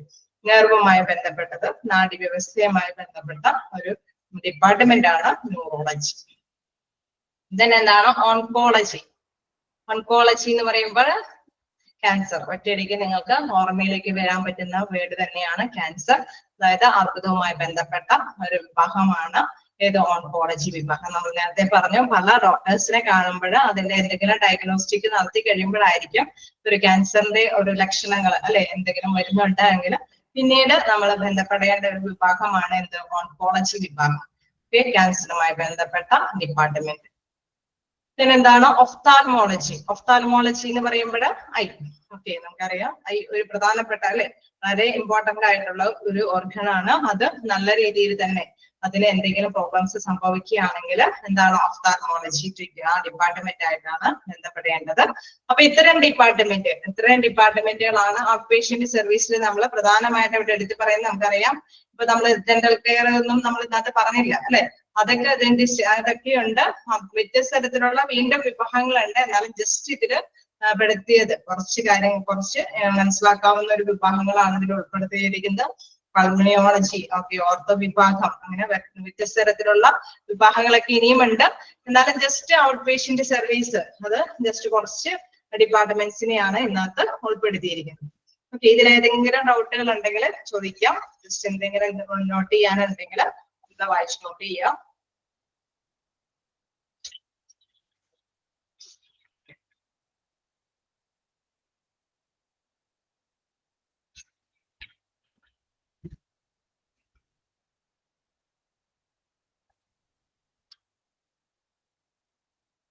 ക്ലിയർ ആണ്? ഓക്കെ, അപ്പൊ നമുക്ക് കണ്ടിന്യൂ ചെയ്ത് പോകാം. നോട്ട് ചെയ്യേണ്ടത് എന്തെങ്കിലും ഉണ്ട് എങ്കിലും നോട്ട് ചെയ്ത് പോകാന്ന് ഉള്ളവര് ജസ്റ്റ് നോട്ട് ചെയ്ത് പോകാം. നമുക്ക് കണ്ടിന്യൂ ചെയ്ത് പോകാം. വളരെ സ്ലോലി തന്നെയാണ് ഞാൻ ഇത് പോകുന്നത്. കാരണം ഈ ഡിപ്പാർട്ട്മെന്റ് വളരെ സ്ലോലി എടുക്കാൻ പറ്റുള്ളൂ എന്നുള്ളത് ഞങ്ങൾക്ക് എല്ലാവർക്കും അറിയാം. പെട്ടെന്ന് ചിലവർക്കൊക്കെ പെട്ടെന്ന് ക്യാച്ച് ചെയ്യാൻ പറ്റും ആ ഫീൽഡിലേക്ക് ഉള്ളവര്. അല്ലാത്തവർക്ക് ഇതല്ലേ ഈ ഒരു വിഭാഗങ്ങളൊക്കെ പെട്ടെന്ന് ക്യാച്ച് ചെയ്യാനായിട്ട് ബുദ്ധിമുട്ടുള്ളത് കൊണ്ടാണ് നിർത്തി നിങ്ങൾക്ക് നോട്ട് ചെയ്തെടുക്കാനുള്ള സമയം കൂടി തരുന്നത്. ഓക്കെ, അപ്പൊ ഇനി നമുക്ക് നെക്സ്റ്റ് പോകാനുള്ളത് മെഡിക്കൽ ഡിപ്പാർട്ട്മെന്റ് ആണ്. അത് നമ്മളിങ്ങനെ പറഞ്ഞു പോയിക്കൊണ്ടിരിക്കുന്ന ആ ഒരു മേഖല തന്നെയാണ് ഔട്ട് പേഷ്യന്റ് ഡിപ്പാർട്ട്മെന്റ്. ഈ പറഞ്ഞിരിക്കുന്ന ഔട്ട് പേഷ്യന്റ് ഡിപ്പാർട്ട്മെന്റ് എന്താണെന്നതാണ് ഇവിടെ വിവരിച്ചിരിക്കുന്നത്. നമ്മൾ കണ്ട കാര്യങ്ങൾ തന്നെയാണ്, നിങ്ങൾക്ക് തന്നെ പറയാവുന്നതാണ്. In this department people come to the hospital only for a consultation and not admission. എന്താണ് ഇതിൽ പ്രധാനമായിട്ടും പറയുന്നത്? Not admission. അഡ്മിഷൻ എടുക്കാതെ ഡോക്ടറിന്റെ സേവനം അല്ലെ ആ കൺസൾട്ടേഷൻ മാത്രം നിർവഹിച്ചു പോകുന്ന ഒരു ഡിപ്പാർട്ട്മെന്റ് ആണ് ഏത് ഡിപ്പാർട്ട്മെന്റ്? അറിയോ ഏത് department? In this department, people come to the hospital only for a consultation and not dash. പറയുമ്പോ നോട്ട് അഡ്മിഷൻ അല്ലെ, അവിടെ അഡ്മിഷൻ വരുന്നില്ല. ഓക്കെ, ഒപിഡി ഡിപ്പാർട്ട്മെന്റിൽ അഡ്മിഷൻ വരുന്നില്ല, ഓൺലി കൺസൾട്ടേഷൻ. ഓക്കെ, അത് നിങ്ങൾ നോട്ട് ചെയ്യാം. In this department, people comes to the hospital only for a എന്താണ് ഇൻ കേസ് ഇവിടെ ഡാഷ് വരാണ് ആൻഡ് നോട്ട് അഡ്മിഷൻ എന്ന് പറയുമ്പോൾ ഓൺലി ഫോർ എ കൺസൾട്ടേഷൻ അല്ലെ, കൺസൾട്ടേഷൻ മാത്രം അവിടെ നടക്കുന്നു. Then the patient seek for a medical advice from a medication for them to take for a certain period of time. അതായത് പേഷ്യന്റിനോട് സാധാരണയായിട്ട് നോക്കിയിട്ട് എന്താ പറയാ, നിങ്ങൾക്ക് ഒരു അല്ലെ മരുന്ന് കുറച്ച് നാളത്തേക്ക് 2 ആഴ്ചത്തേക്ക് ഈ മരുന്ന് കഴിക്കുക അല്ലെ, സെർട്ടൈൻ പീരിയഡ് ഓഫ് ടൈം, ഈ അത്ര സമയത്തിനുള്ളിൽ നിങ്ങൾക്ക് ഈ മരുന്ന് കഴിക്കാൻ കണ്ടിന്യൂസ് ചെയ്യാം എന്നുള്ളതാണ് ഡോക്ടേഴ്സ് അഡ്വൈസ് ചെയ്യാം. ഈ കേസ് ചിലപ്പോഴെങ്കിലും ഓക്കെ. അതെ, ഞാൻ പറഞ്ഞു പൾമിനോളജി, നെഫ്രോളജി ഇതൊന്നും ഇന്നത്തെ പറയുന്നില്ല. ഡിപ്പാർട്ട്മെന്റുകൾ നിങ്ങൾക്ക് ഉണ്ടാവും, നിങ്ങൾക്ക് അതിലെല്ലാം ഈ പഠിപ്പിക്കുന്ന പോർഷൻസിൽ എല്ലാം കുറെ ഇതുകളൊക്കെ ഉണ്ട്. അപ്പൊ അതില് എല്ലാം കൂടി ഉൾപ്പെടുത്തിക്കോളും. അതുകൊണ്ടാണ് ഞാൻ ജസ്റ്റ് ഇതിലുള്ളത് പറഞ്ഞത്. ഇപ്പൊ നമുക്കറിയാം പൾമിനോളജി എന്ന് പറയുന്നത് ഇതുമായി ബന്ധപ്പെട്ട എന്തെങ്കിലുമൊക്കെ ശ്വാസതടസ്സങ്ങളൊക്കെ വരുമ്പോൾ അല്ലെ പൾമിനോളജിസ്റ്റിനെ കാണാനായിട്ടൊക്കെ വരും അല്ലെ. അപ്പൊ ഓക്കെ, ലങ്സ് അതിന്റെയൊക്കെ ശ്വാസതടസ്സം വരുമ്പോൾ പൾമിനോളജിസ്റ്റ് ലങ്സുമായി ബന്ധപ്പെട്ടതാണ്. ഇതിൽ പറയാത്ത കുറെ കാര്യങ്ങളുണ്ട്. ന്യൂറോളജി പറഞ്ഞ മാതിരി തന്നെ നെഫ്രോളജി എന്തുമായി ബന്ധപ്പെട്ടതുള്ളതാ? നമ്മൾ നേരത്തെ കണ്ട മാതിരി തന്നെ ഡൈജസ്റ്റീവ് ആയിട്ടുള്ള കാര്യങ്ങൾക്കൊക്കെ അല്ലെ, നെഫ്രോളജി കിഡ്നിയുമായി ബന്ധപ്പെട്ട് ഡൈജസ്റ്റീവ് ആയിട്ടുള്ള ഫങ്ഷൻസ് ഒക്കെ നന്നായിട്ട് നടന്നില്ല എങ്കിൽ കിഡ്നിക്ക് എന്തെങ്കിലും പ്രോബ്ലംസ് ഉണ്ടോ എന്ന് കണ്ടെത്താൻ വേണ്ടിയിട്ടൊക്കെയാണ് നെഫ്രോളജി വിഭാഗത്തിനെ കാണിക്കാനായിട്ട് പറയുന്നത്. ഇതിൽ പറയാത്തതൊക്കെ ഉണ്ട് തീർച്ചയായിട്ടും. അതുകൊണ്ടാണ് ഞാൻ പറഞ്ഞത് കുറച്ച് വിഭാഗങ്ങൾ കുറച്ച് അല്ലെ, നമ്മള് ഒരുപാട് ഇതിലെല്ലാം ജസ്റ്റ് ഒന്ന് നിങ്ങൾക്ക് ഡിസ്കസ് ചെയ്ത് പോകുന്നതേ ഉള്ളൂ. നിങ്ങൾക്ക് അറിയാവുന്ന ഒരു കാര്യം, മറ്റ് ചാപ്റ്റേഴ്സിൽ ഇതിന്റെയൊക്കെ കൂടുതൽ വിവരണങ്ങളുണ്ട്. ഒന്നും ഈ പൾമിനോളജി ആണെങ്കിലും നെഫ്രോളജി ആണെങ്കിലും ഒക്കെ നിങ്ങൾക്ക് വിവരിച്ചു തരുന്ന മറ്റ് ചാപ്റ്റേഴ്സുകളുണ്ട്. അതുകൊണ്ട് തന്നെ ഇതിൽ പറയാത്ത ഇതുകളും ഉണ്ട് എന്നുള്ള കാര്യം മനസ്സിലാക്കി വെക്കാം. അപ്പൊ കുറച്ച് കുറച്ച് നിങ്ങൾ അറിയേണ്ട കാര്യങ്ങൾ പറഞ്ഞിട്ടേ ഉള്ളൂ. ഇപ്പൊ നിങ്ങൾക്ക് ഇല്ല തീർച്ചയായിട്ടും ഇപ്പോഴത്തെ ഇതില് അല്ലെ ഫസ്റ്റ് മോഡ്യൂളില് ഇതിലുള്ളത് മാത്രമേ ഫസ്റ്റ് പേപ്പറിൽ ഇതുമായി ബന്ധപ്പെട്ട കാര്യങ്ങളെ ഉൾപ്പെടുത്തുള്ളൂ. നെക്സ്റ്റ് ഏത് ടീച്ചേഴ്സിന്റെ ടോപ്പിക്കിലാണോ അത് ഉൾപ്പെടുക, അതിനനുസരിച്ചിട്ടുള്ള മിക്കവാറും മോക്ക് ടെസ്റ്റിൽ അത് ഉൾപ്പെടുത്തി നിങ്ങൾക്ക് കൊടുത്തിട്ടുണ്ടാവും. തീർച്ചയായിട്ടും ഒരു ക്വസ്റ്റ്യൻ ഒക്കെ നിങ്ങൾക്ക് ഒരു ഫെമിലിയർ ആവും. ലാസ്റ്റ് ടൈം ഒക്കെ ആകുമ്പോഴേക്കും എല്ലാം കൂടി ഉൾപ്പെടുള്ളൂ അല്ലെ. നമ്മുടെ മെയിൻ എക്സാം ആകുമ്പോഴേക്കും എല്ലാം കൂടി ഓക്കെ ആകും. അപ്പൊ ആ ക്വസ്റ്റ്യനിലൊക്കെ പ്രതീക്ഷിക്കാം എല്ലാത്തിനെയും കുറിച്ചിട്ടുള്ള കാര്യങ്ങളൊക്കെ. തീർച്ചയായിട്ടും ഓരോ ഇതിലും ഓരോ പേപ്പറിലും അതുമായി ബന്ധപ്പെട്ട ക്വസ്റ്റ്യൻസ് മാത്രമേ വരുള്ളൂ. ഓക്കെ, ക്ലിയർ അല്ലേ? വിഭാഗങ്ങൾ ഇനിയുമുണ്ട് നമുക്കറിയാം. അപ്പോ അല്ലെ എന്താ പറയണ, ഇത്തിരിയും കൂടി ആരോഗ്യത്തിന് ഇത്തിരിയും കൂടിയും ഇമ്പോർട്ടൻസ് കൊടുക്കുന്നത് കൊണ്ട് തന്നെ എല്ലാ ലെവലിലും ഡിപ്പാർട്ട്മെന്റ് സ്പെഷ്യൽ ആയിട്ട് ഓരോ ഡിപ്പാർട്ട്മെന്റുകൾ മാത്രം വെച്ചുകൊണ്ട് നമുക്കറിയാം ഹോസ്പിറ്റലൊക്കെ സ്റ്റാർട്ട് ചെയ്തിട്ടുണ്ട് അല്ലെ. കാർഡിയോളജി വിഭാഗം മാത്രമായിട്ട് കാർഡിയോളജിക്ക് വേണ്ടി മാത്രം ഡോക്ടേഴ്സ് ഇരിക്കുന്ന ക്ലിനിക്കുകൾ ഉണ്ടാവും. അതേമാതിരി തന്നെ കോസ്മെറ്റോളജി നമുക്കറിയാം, സൗന്ദര്യവർദ്ധകത്തിന് അല്ലെങ്കിൽ ഡെന്റൽ കെയറുകളൊക്കെ ഇഷ്ടംപോലെ ഉണ്ട് അല്ലെ. അപ്പൊ എല്ലാ തരത്തിലുള്ള വിഭാഗങ്ങളും ഇപ്പൊ വർദ്ധിച്ചു വരികയാണ്. അതുകൊണ്ട് തന്നെയാണ് നമുക്കറിയാം ഈ ഹോസ്പിറ്റൽ അഡ്മിനിസ്ട്രേഷനൊക്കെ ഇത്രയും കൂടി ഇതാവുന്നത് എന്തുകൊണ്ടാണ്? ഈ ഹോസ്പിറ്റലിന് ഒരുപാട് പ്രിഫറൻസ് അല്ലെ, ഒരു മുൻഗണന കിട്ടുന്നുണ്ട്. എല്ലാ കാര്യത്തിലും ആരോഗ്യത്തിനെ ശ്രദ്ധിക്കാനായിട്ട് ജനങ്ങള് തയ്യാറാണ്. അതുകൊണ്ട് തന്നെയാണ് ഇതിനൊക്കെ ചാൻസ് കൂടുന്നത്. അപ്പൊ എല്ലാ വിഭാഗങ്ങളും തീർച്ചയായിട്ടും നിങ്ങൾക്ക് ലാസ്റ്റ് ടൈം ആകുമ്പോഴേക്കും ക്യാച്ച് ചെയ്യാനായിട്ട് സാധിക്കും. അപ്പൊ നമ്മൾ ഇതുമായി ബന്ധപ്പെട്ട ക്വസ്റ്റ്യൻസ് മാത്രമേ ഉണ്ടാവുകയുള്ളൂ. മോക്ക് ടെസ്റ്റ് ആണെങ്കിലും അല്ലെ പേപ്പർ 1 ടെസ്റ്റിന്റെ അതൊക്കെ ഉണ്ടാവുമ്പോഴും അങ്ങനെയൊക്കെ ഉണ്ടാവുള്ളൂ. ഓക്കെ, അപ്പൊ നമ്മള് എന്താണ് OPD അല്ലെ, ഔട്ട് പേഷ്യന്റ് ഡിപ്പാർട്ട്മെന്റിന്റെ അത് പറഞ്ഞത് തന്നെയാണ് വീണ്ടും റിപ്പീറ്റ് ചെയ്ത് പറഞ്ഞത്. അതിലെന്താണ് പറഞ്ഞത്, ഒരു നിശ്ചിത സമയത്തിനുള്ളിൽ കൺസൾട്ടേഷൻ കഴിഞ്ഞിട്ട് ഡോക്ടറുടെ സേവനം അവസാനിച്ചിട്ട് പേഷ്യന്റ് തിരിച്ചു പോവുകയാണ് ചെയ്യുന്നത്. അവിടെ അഡ്മിഷൻ നടക്കുന്നില്ല. ഞാൻ വീണ്ടും പറയുന്ന ഒരു നിശ്ചിത സമയത്തിനുള്ളിൽ മരുന്നുകൾ അത് ശ്രദ്ധിക്കാനായിരിക്കും ഡോക്ടേഴ്സ് നിർദ്ദേശിക്കുന്നത്. Patients are then asked to come back for a follow up. തീർച്ചയായിട്ടും ഡോക്ടേഴ്സ് പറയും, നിങ്ങളിപ്പോ ചെറിയ ഒരു സാധാരണ രീതിയിലാണെങ്കിൽ കൂടി ഡോക്ടേഴ്സ് പറയും 3 ദിവസത്തേക്ക് മെഡിസിൻ കഴിക്കാം, മാറിയില്ലെങ്കിൽ വീണ്ടും വരികയാണ് പറയും അല്ലെ. തീർച്ചയായിട്ടും അങ്ങനെയാണ് പറയുന്നത്. ഇൻ കേസ് നമുക്കറിയാം ചില കേസുകളിലൊക്കെ 2 weeks നിങ്ങൾ ഈ മെഡിസിൻ അപ്ലൈ ചെയ്ത് നോക്കും, ചിലപ്പോൾ മാറും, അല്ലെങ്കിൽ വീണ്ടും ഡോക്ടറിനെ വിസിറ്റ് ചെയ്യും. അപ്പൊ ഫോളോ അപ്പ് എടുക്കാനായിട്ട് ഡോക്ടേഴ്സ് പറയുന്നുണ്ട് എങ്കിൽ നമ്മളുടെ രോഗത്തിന് മാറ്റം സംഭവിക്കുന്നില്ലെങ്കിൽ തീർച്ചയായിട്ടും ഫോളോ അപ്പ് എടുക്കേണ്ടതായിട്ട് വരും. Then patients treatment Yes, patients treatment within the boundaries of the hospital. It is only day. അല്ലെ പ്രധാനമായിട്ടും പറയുന്നത് ലാസ്റ്റ് ഒരു ദിവസത്തിനുള്ളിലാണ്, ഒരു 4-8 ചുമരിനുള്ളിലാണ് ഡോക്ടറിനെ വിസിറ്റ് ചെയ്ത് ഔട്ട് പേഷ്യന്റ് ഡിപ്പാർട്ട്മെന്റിൽ നിന്ന് അല്ലെ പേഷ്യൻസ് കൺസൾട്ടേഷൻ കഴിഞ്ഞ് തിരിച്ചു പോകുന്നത്. Out patient department runs four specific time during the day. നമുക്കറിയാം ഒരു പേഷ്യന്റിന് നമുക്കറിയാം ഒരു കാർഡിയോളജി വിഭാഗം, ന്യൂറോളജി, നെഫ്രോളജി ഒക്കെ വ്യത്യസ്ത വിഭാഗത്തിലുള്ള ഡോക്ടേഴ്സ് ഇരിക്കുമ്പോൾ അവരുടെ ഷെഡ്യൂൾ അനുസരിച്ചിട്ടായിരിക്കും ഓരോ പേഷ്യന്റിന്റെയും ടൈം അലോട്ട് ചെയ്യുന്നത്. അതനുസരിച്ചിട്ടായിരിക്കും ഓരോ പേഷ്യന്റും വന്ന് അവരുടെ കൺസൾട്ടേഷൻ നടത്തിയിട്ട് തിരിച്ചു പോകുന്നത് അല്ലെ. അത് തന്നെയാണ് ഇവിടെ പറയുന്നത്. Out patient department runs for a specific time during the day.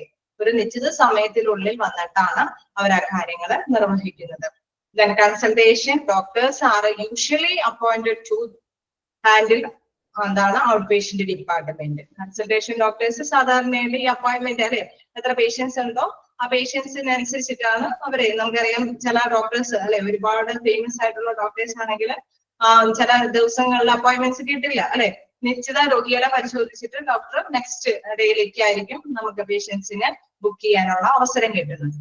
അപ്പൊ അപ്പോയിന്റ്മെന്റ് തീർച്ചയായിട്ടും എന്താണ് അവരുടെ ആ ഒരു സമയത്തിനനുസരിച്ചിട്ട് ഡോക്ടേഴ്സിന്റെ സമയക്രമത്തിനനുസരിച്ചിട്ടാണ് കിട്ടുകയുള്ളത്. ഓക്കെ അല്ലേ, ക്ലിയർ അല്ലേ? ഔട്ട് പേഷ്യന്റ് ഡിപ്പാർട്ട്മെന്റിൽ ഇരിക്കുന്ന ഡോക്ടേഴ്സ് എപ്പോഴും ജൂനിയർ ഡോക്ടേഴ്സ് ഒക്കെ ആയിരിക്കുമോ? സാധാരണയായിട്ട് നമ്മള് ഡോക്ടറിന്റെ ലെവലിലൊക്കെ ഇഷ്ടം പോലെ അല്ലെ നമുക്കറിയാം മാസ്റ്റർ ഡിഗ്രികളും PhD ഒക്കെ കഴിഞ്ഞ ഡോക്ടേഴ്സ് ഒക്കെ ആയിരിക്കും. അല്ല അല്ലെ. അപ്പൊ അവര് ഇച്ചിരിയും കൂടി ഏറ്റവും മികവുറ്റ സീനിയേഴ്സ് ഡോക്ടേഴ്സ് അല്ലെ ഒരുപാട് എക്സ്പീരിയൻസ് ആയിട്ടുള്ള ഡോക്ടേഴ്സ് ഒക്കെ ആയിരിക്കും അവിടെ ഉണ്ടായിരിക്കുന്നത്. അതുകൊണ്ട് തന്നെ അവരുടെ കൺസൾട്ടേഷനും കാര്യങ്ങളൊക്കെ അത്രയും എത്രത്തോളം പേഴ്സൺസ് ഉണ്ടോ അത്രത്തോളം പേഴ്സൺസിനെ വെച്ചിട്ടായിരിക്കും അവര് ഷെഡ്യൂൾ ചെയ്യുന്നത്. ഓക്കെ, എന്താണ് ഔട്ട് പേഷ്യന്റ് ഡിപ്പാർട്ട്മെന്റ് എന്നുള്ളത് ക്ലിയർ ആയില്ലേ? അപ്പൊ ഓരോ ഡോക്ടേഴ്സിന്റെ സേവനങ്ങൾ സാധ്യത കുറവാണ്. ഓക്കെ, അപ്പൊ എന്താണ് ജൂനിയർ ഡോക്ടേഴ്സിന് സാധ്യത കുറവാണ്. അവര് എന്താണ് എക്സ്പീരിയൻസ് ഒക്കെ നേടിയിട്ടാണ് പിന്നെ PhD സംഭവങ്ങളൊക്കെ എടുത്തതിന് ശേഷം മാത്രമാണ് അവർക്കൊക്കെ എന്താണ് ഇത്തരത്തിലുള്ള കൺസൾട്ടേഷന്റെ എക്സ്പീരിയൻസ് ഡോക്ടേഴ്സ് ആയിരിക്കും സാധാരണയായിട്ട് ഔട്ട് പേഷ്യന്റ് ഡിപ്പാർട്ട്മെന്റിൽ ഇരിക്കുന്നത്. വീണ്ടും നമ്മൾ കാഷ്വാലിറ്റി എമർജൻസി ഡിപ്പാർട്ട്മെന്റിലേക്ക് പോവുകയാണ്. അപ്പൊ ഔട്ട് പേഷ്യന്റ് സർവീസിന്റെ ആ ഒരു കാര്യത്തിൽ ഔട്ട് പേഷ്യന്റ് ഡിപ്പാർട്ട്മെന്റ് നമ്മൾ കണ്ടു. ഇനി നെക്സ്റ്റ് കാഷ്വാലിറ്റിയിലേക്കാണ് വരുന്നത്. അപ്പൊ കാഷ്വാലിറ്റിയുടെ അതർ നെയിംസുകൾ എന്താണെന്ന് പറഞ്ഞു? എമർജൻസി അല്ലെ, എമർജൻസി ഡിപ്പാർട്ട്മെന്റ് എന്താണ് പറയുന്നത്? The department also known as the accident and emergency department.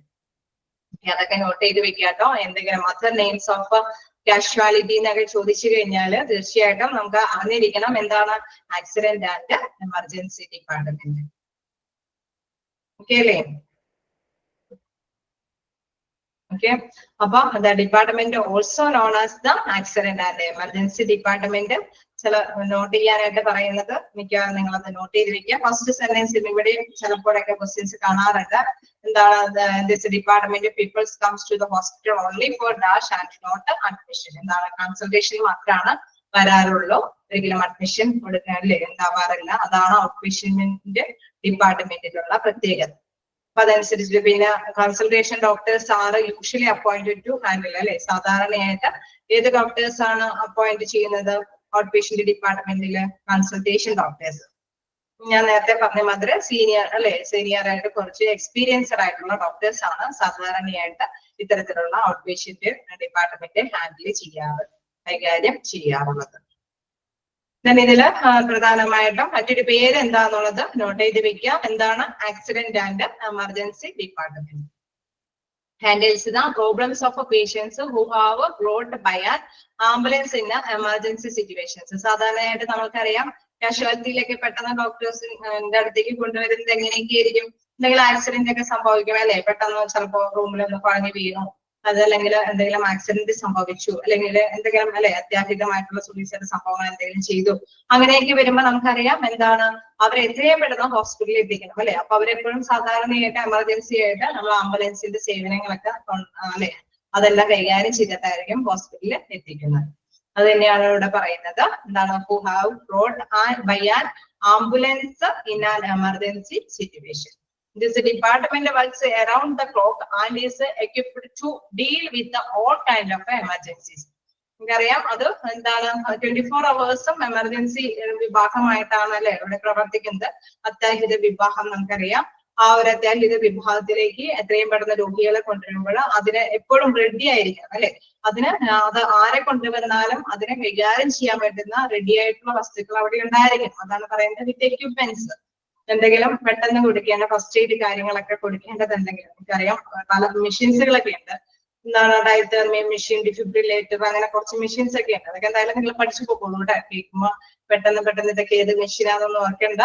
നിങ്ങൾ തീർച്ചയായിട്ടും പല ടോപ്പിക്കുകളിലും ഇതൊക്കെ വരും. അത് നിങ്ങൾ ഓട്ടോമാറ്റിക് ആയിട്ട് പഠിച്ചു പോവുകയും ചെയ്യും. അപ്പൊ അതെന്താന്ന് വെച്ച് കഴിഞ്ഞാൽ ബ്ലഡിനെ കൺട്രോൾ ചെയ്യാനായിട്ട് അല്ലെ, ബ്ലീഡിംഗ് ഒക്കെ ഉണ്ടെങ്കിൽ അതിനെ കൺട്രോൾ ചെയ്യുന്ന മെഷീൻ, അല്ലെങ്കിൽ ശ്വാസം പെട്ടെന്ന് നിലച്ചു പോവുകയാണെങ്കിൽ ഡിഫിബ്രിലേറ്റർ മെഷീൻ ഒക്കെ ഉപയോഗിച്ചിട്ടാണ് ഫസ്റ്റ് എയ്ഡ് ഒക്കെ കൊടുത്ത് ഒരു വീണ്ടും ശ്വാസം എടുക്കാനായിട്ടുള്ള ഒരു ചാൻസ് ഒക്കെ ഉണ്ടെങ്കിൽ അത് കൊടുക്കാനൊക്കെ ആയിട്ടുള്ള ഒരു എക്യുപ്മെന്റ് ആണ്. അങ്ങനെ വ്യത്യസ്ത തരത്തിലുള്ള നമുക്കറിയാം ഓക്സിജനും കാര്യങ്ങളൊക്കെ കൊടുക്കേണ്ടതുണ്ടെങ്കിൽ അത് എത്രയും പെട്ടെന്നൊക്കെ കൊടുക്കേണ്ടതായിട്ട് വരും. അങ്ങനെ മതിയായ എക്യുപ്മെന്റ്സ് എല്ലാം എവിടെ ഉണ്ടായിരിക്കണം? ഈ അത്യാഹിത വിഭാഗത്തിൽ ഉണ്ടായിരിക്കണം എന്നുള്ളത്. അപ്പൊ എന്താണ് സിറ്റുവേഷൻ അല്ലെ, ആ സിറ്റുവേഷനെ കൈകാര്യം ചെയ്യാൻ പറ്റുന്ന കാര്യങ്ങൾ എന്താണ് സാധാരണയായിട്ട് ഹോസ്പിറ്റലിന്റെ അത്യാഹിത വിഭാഗത്തിൽ ഉണ്ടായിരിക്കും. This department works around the clock and is equipped to deal with all kind of emergencies.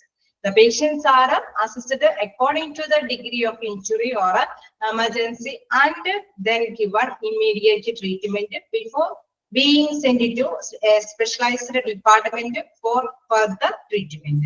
Okay, നമ്മളപ്പോ ആദ്യം തന്നെ കൊണ്ടുവരും അല്ലെ. കൊണ്ടുവന്നപ്പോ ഡോക്ടർ എന്താണ് ഫസ്റ്റ് എയ്ഡ് എന്തെങ്കിലും കൊടുക്കാൻ പറ്റേണ്ടതുണ്ടെങ്കിൽ കൊടുക്കേണ്ടതായിട്ട് വരും. അതിനുശേഷം ഡോക്ടർ അല്ലെ വ്യക്തി ആ patient emergency equipments for all. Okay, അതാണ് ഞാൻ ഉദ്ദേശിച്ചത്. എമർജൻസി എക്യുപ്മെന്റ്സുകൾ, പലതരത്തിലുള്ള എമർജൻസി എക്യുപ്മെന്റ്സുകൾ എന്താണ് ആവശ്യത്തിനനുസരിച്ചിട്ടുള്ള എക്യുപ്മെന്റ്സുകൾ. ഓക്കെ, ക്ലിയർ ആണ്. അതായത് ആവശ്യത്തിന് ഏതാണ് നമുക്കറിയാം. ചിലപ്പോൾ ബ്ലീഡിംഗ് ആയിരിക്കും അല്ലെ, ചിലപ്പോ എന്തെങ്കിലും ശ്വാസം തടസ്സങ്ങളായിരിക്കും. ചിലപ്പോൾ ഞാൻ പറഞ്ഞ മാതിരി ഒരു ഡിഫിബ്രിലേറ്ററിന്റെ മെഷീൻ എന്ന് പറയുന്നത് അത് ചിലപ്പോൾ ശ്വാസം അല്ലെ ഫസ്റ്റ് എയ്ഡ് നമ്മൾ ഇത് കൊടുക്കുന്ന മാതിരി തന്നെ പെട്ടെന്ന് ശ്വാസം നേടിയെടുക്കാൻ വേണ്ടിയിട്ടുള്ള ഒരു ചെറിയ മെഷീൻ, ആ മെഷീനാണ്.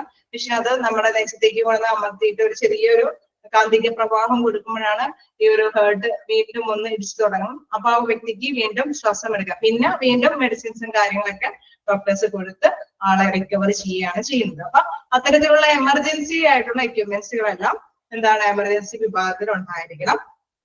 പിന്നെ പറയുന്നത് എന്താണ്, ഇത്തരത്തിലുള്ള ഫസ്റ്റ് എയ്ഡും കാര്യങ്ങളൊക്കെ കൊടുത്തിട്ട് രോഗി നാച്ചുറലി വലിയ പ്രശ്നമൊന്നും ഇല്ലാത്ത കാര്യങ്ങളെല്ലാം അല്ലെ, പെട്ടെന്നുള്ള അത്യാഹിത കാര്യങ്ങളെല്ലാം കാർഡിയോ എക്യുപ്മെന്റ്സ് കൊണ്ട് പറയുന്നുണ്ട്.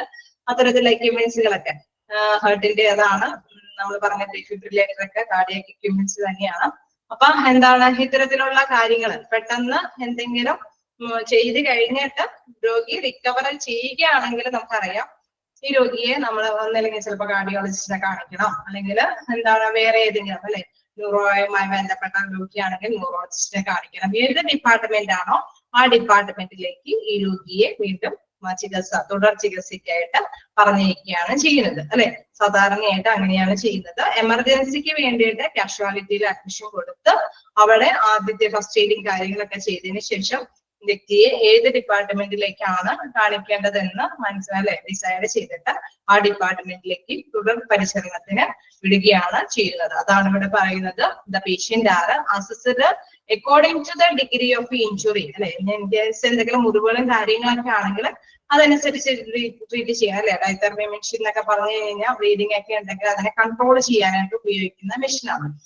അപ്പൊ ആ മെഷീനൊക്കെ ഉപയോഗിച്ച് ബ്ലീഡിംഗ് ഒക്കെ കൺട്രോൾ ചെയ്ത് എമർജൻസി കാര്യങ്ങളെല്ലാം കൈകാര്യം ചെയ്തതിനു ശേഷം and then given immediate treatment before being sent to immediate ആയിട്ടുള്ള പെട്ടെന്നുള്ള ട്രീറ്റ്മെന്റ് എല്ലാം കൊടുത്തതിന് ശേഷം എന്താണ് sent to specialised department for further treatment. തുടർ ചികിത്സയ്ക്കായിട്ട് സ്പെഷ്യലൈസ്ഡ് ആയിട്ടുള്ള ഡിപ്പാർട്ട്മെന്റിലേക്ക് വിടുമെന്നുള്ളതാണ്. നമുക്കറിയാം ചില ഹോസ്പിറ്റലൊക്കെ പെട്ടെന്ന് കാഷ്വാലിറ്റിയിൽ അഡ്മിഷൻ കൊടുത്തു കഴിയുമ്പോൾ അവർ ചിലപ്പോൾ അവർക്ക് ഫെസിലിറ്റീസ് ഇല്ല എങ്കിൽ അവരെന്ത് ചെയ്യും? ഓക്കെ, എന്താണ് ചെയ്യുക? അവരെന്താ ചെയ്യുന്നത്?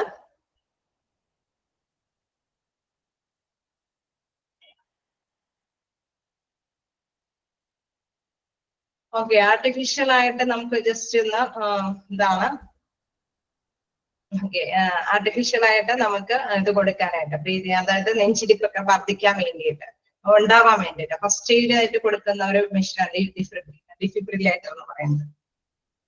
അതായത് നമ്മൾക്ക് പെട്ടെന്ന് അല്ലെ ശ്വാസം നിലച്ചു പോയി ആകെ ഹേർട്ട് ഇല്ലാതെ അല്ലെ, ഹേർട്ടിന് അനക്കമില്ലാത്ത ഒരു അവസ്ഥയിലാവുമ്പോൾ എന്താണ് പെട്ടെന്ന് നമുക്കറിയാം വായു കൂടെ ഒക്കെ ശ്വാസം കൊടുക്കാനായിട്ടുള്ള സൗകര്യങ്ങൾ സാധാരണയായിട്ട് നമ്മളൊക്കെ നേരത്തെ അല്ലെ അങ്ങനെയുള്ള സൗകര്യം പുറത്ത് അങ്ങനെ കൊടുക്കാൻ പറ്റുന്ന ഡോക്ടേഴ്സിന്റെ കയ്യിൽ ഇപ്പൊ ഡിഫിബ്രിലേറ്റർ ഇല്ല എങ്കിൽ അല്ലെ, അങ്ങനെയുള്ള സാഹചര്യമൊക്കെ ആണെങ്കിൽ ഡോക്ടേഴ്സ് ഉണ്ടെങ്കിൽ അവര് ഫസ്റ്റ് എയ്ഡ് എന്തായാലും മൗത്തിൽ കൂടെ ഒക്കെ കൊടുക്കും. നമുക്കറിയാം ആ ശ്വാസം അല്ലെ അവര് വായിൽ നിന്ന് പുഷ് ചെയ്ത് അവര് ശ്വാസം എടുക്കാനുള്ള ഒരു അവസ്ഥയിൽ എത്തിക്കും.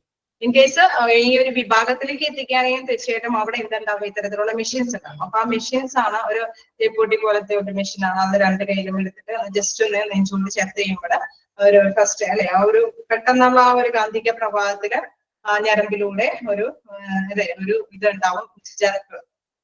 ഓക്കെ, നേരത്തെ പറഞ്ഞാൽ വേറെ ഹോസ്പിറ്റലിൽ സജസ്റ്റ് ചെയ്യുമെന്ന് പറയാണ്. അപ്പൊ അത് എന്ത് ചെയ്യാം, വീണ്ടും ഇത് ഇടിച്ചു തുടങ്ങും, ഹൃദയം സ്പന്ദിച്ചു തുടങ്ങും. അതിനുശേഷം ബാക്കിയുള്ള കാര്യങ്ങൾ ട്രീറ്റ്മെന്റും കാര്യങ്ങളിലേക്ക് അവർ പോകും. അപ്പൊ നമ്മൾ പറയാണ് പെട്ടെന്ന് ഒരു കാഷ്വാലിറ്റിയിൽ അഡ്മിഷൻ കൊണ്ടുവന്ന് അപ്പൊ അവരെന്ത് ചെയ്യും, ഈ രോഗിക്കായിട്ടുള്ള ഫസ്റ്റ് എയ്ഡ് കൊടുത്തതിന് ശേഷം വീണ്ടും ഇതിന് ഇവിടെയുള്ള ഈ ഹോസ്പിറ്റലിൽ സൗകര്യങ്ങളൊന്നും ഇല്ല എങ്കിൽ അതിന് ആൻസറാണ് ഇപ്പൊ വന്നത്, എന്താണ് എത്രയും പെട്ടെന്ന് മറ്റു ഹോസ്പിറ്റലിലേക്ക് അവര് റഫർ ചെയ്യും അല്ലെ. അതിലെ സൗകര്യമായിട്ടുള്ള സ്പെഷ്യലൈസ്ഡ് ആയിട്ടുള്ള ഏതെങ്കിലും ഹോസ്പിറ്റലൊക്കെ ഉണ്ടെങ്കിൽ അവിടേക്ക് അവര് റഫർ ചെയ്ത് തരികയാണ് ചെയ്യുന്നത്. അപ്പൊ അതാണ് കാഷ്വാലിറ്റി എമർജൻസി ഡിപ്പാർട്ട്മെന്റിൽ പറഞ്ഞിരിക്കുന്നത്. ഓക്കെ, അപ്പൊ നമുക്ക് കാർഡിയോളജി എന്തായാലും ഇന്ന് തുടങ്ങാൻ പറ്റില്ല, കുറച്ച് കൂടുതലുണ്ട്. ഇതുവരേക്കും എന്തെങ്കിലും ഡൗട്ടുകൾ ഉണ്ടെങ്കിൽ ചോദിക്കാം. ഇതിന്റെ ഒരു പ്രത്യേകത സ്പീഡിൽ നിങ്ങൾക്ക് അല്ലെ ഈ ഒരു ഡിപ്പാർട്ട്മെന്റിന്റെ ഇത് അങ്ങനെ ഇങ്ങനെ പോകാൻ പറ്റുള്ളൂ. പക്ഷെ ചില പോർഷൻസ് ഒക്കെ ഭയങ്കര സ്പീഡിൽ പോകും കേട്ടോ. കാരണം അതങ്ങനെ സ്പീഡിൽ പോയാലേ തീരുള്ളൂ. പ്രത്യേകിച്ച് തേർഡും ഫോർത്തും മൊഡ്യൂളൊക്കെ ആവുമ്പോൾ ആ ഒരു പേപ്പേഴ്സ് ഒക്കെ ആവുമ്പോൾ ശരി സ്പീഡിൽ തന്നെ പോകേണ്ടതായിട്ട് വരും. പക്ഷെ കുഴപ്പമില്ലാത്ത കാര്യങ്ങളാണ്, നിങ്ങൾക്ക് സ്പീഡിൽ ക്യാച്ച് ചെയ്യാൻ പറ്റുന്ന കുറച്ച് കാര്യങ്ങളൊക്കെയാണ്. ഇതില് ഇച്ചിരി സ്ലോ ആയിട്ട് നിങ്ങൾക്ക് ചിലർക്ക് നോട്ട് ചെയ്തിരിക്കാനുണ്ടെങ്കിൽ അങ്ങനെ നോട്ട് ചെയ്ത് പോകേണ്ടതായിട്ട് വരും. ഓക്കെ, എന്തെങ്കിലും ഡൗട്ടുകൾ ഉണ്ടെങ്കിൽ ചോദിക്കാം. ഡൗട്ട് തന്നെ പറയുന്നത് ഇങ്ങനെ തന്നെ എടുത്താൽ മതിയോ? നിങ്ങൾക്ക് നോട്ട് ചെയ്യാനുള്ള സൗകര്യമൊക്കെ തരണോ? ഇത്രയും കൂടി സ്പീഡിൽ പോകേണ്ടതുണ്ടോ?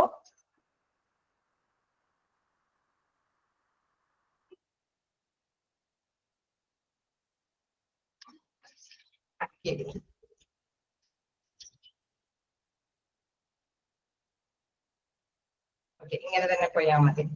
അപ്പൊ നമുക്ക്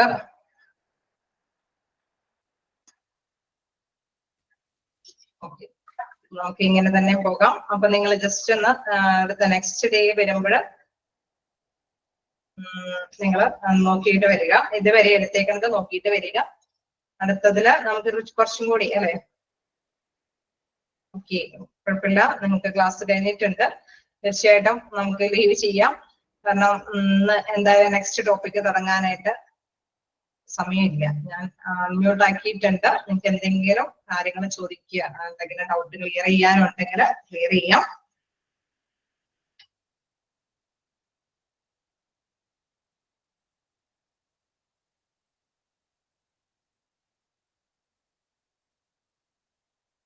ഒരു കാര്യം നോട്ട് ചെയ്യാം, ഔട്ട് പേഷ്യന്റ് സർവീസിൽ എല്ലാ ഡിപ്പാർട്ട്മെന്റും ഇതിലില്ല കേട്ടോ. ഇനിയും ഡിപ്പാർട്ട്മെന്റുകളുണ്ട്. അത് കുറച്ച് ഡിപ്പാർട്ട്മെന്റുകളെ കുറിച്ചിട്ട് ഇന്നത്തെ പറഞ്ഞിട്ടുള്ളൂ. തീർച്ചയായിട്ടും കുറച്ചും കൂടിയൊക്കെ ഉണ്ട്. അത് നിങ്ങൾ ഓട്ടോമാറ്റിക്കലി അത് ക്യാച്ച് ചെയ്ത് എല്ലാം കൂടി ഒന്നിച്ച് നിങ്ങൾ ഇതാക്കേണ്ടെന്ന് ഓർത്തിട്ടാണ്.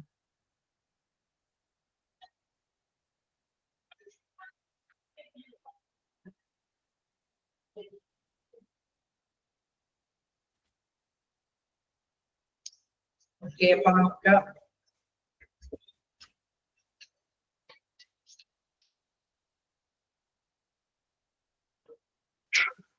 നമുക്ക് പ്രത്യേകിച്ച് ഡൗട്ടുകളൊന്നും ഇല്ല അല്ലെ, ഒന്നും പറയാനില്ല. ഓക്കെ, അപ്പൊ നമുക്ക് നെക്സ്റ്റ് ക്ലാസ്സിൽ കാണാം. Thank you. Thank you, ma'am. Thank you, ma'am. Thank you, ma'am.